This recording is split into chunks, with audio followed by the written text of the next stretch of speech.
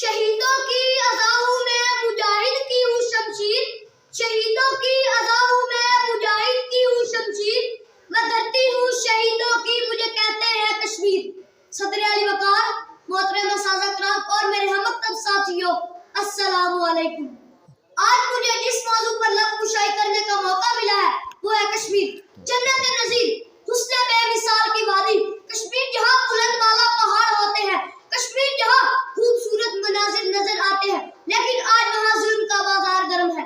وہاں مہکتے پھولوں کی خوشبو نہیں بلکہ بارود کا دھواں دکھائی دیتا ہے۔ آج وہاں یتیموں، بیواؤں اور بے آسروں کی سسکیاں نظر آ رہی ہیں۔ آج وہاں ہر گھر سے لاشیں اٹھائی جا رہی ہیں۔ آج وہاں موت زندگی پر غالب آ چکی ہے۔ صدر ذی وقار، ذرا اس بات کی منظر کشی کر کے تو دیکھیں کہ کس طرح ماں کے سامنے لات کو ذبح کیا جاتا ہوگا، کس طرح بہنوں کی عزت تار تار کی جاتی ہوگی، کس طرح ضعیفوں پر تشدد کیا جاتا ہوگا۔ یہ ساری چیزیں دل دہلا دیتی ہیں۔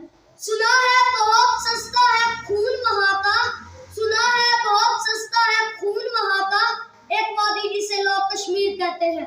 صدر علی وقار، 1947 کو جب آزادی کا سورج طلوع ہوا تو برطانوی سامراج کے نام نہاد حکمران اور ہندوستان کی چلاکی کی وجہ سے کشمیر پھر بھارت کی گود میں جا گرا اور تب سے ان پر قیامت صغریٰ برپا ہے۔ صدر علی وقار، آج کشمیر سلگتا ہوا سوار بن کر تمام عالم اسلام کے ماتھے پر چمکتا ہے کہ سوچ کر میری روح کانپنے لگتی ہے، میری آنکھیں نم ہونے لگتی ہے کہ کس طرح ہماری ماں بہنوں کی عزت ہمارے دشمنوں کے ہاتھ میں ہے۔ لیکن افسوس، صد افسوس صدر علی وقار کہ آج کوئی عمر نہیں، کوئی خالد بن ولید نہیں، آج کوئی محمد بن قاسم نہیں جو کشمیر کو نمرود کی نسل سے آزاد کرا سکے۔ صدر علی وقار، دنیا میں ہر شعبے میں ترقی ہوئی، کشمیر میں بھی ترقی ہوئی ہے۔ جی ہاں، وہاں ظلم کے اتنے طریقے ایجاد کیے گئے۔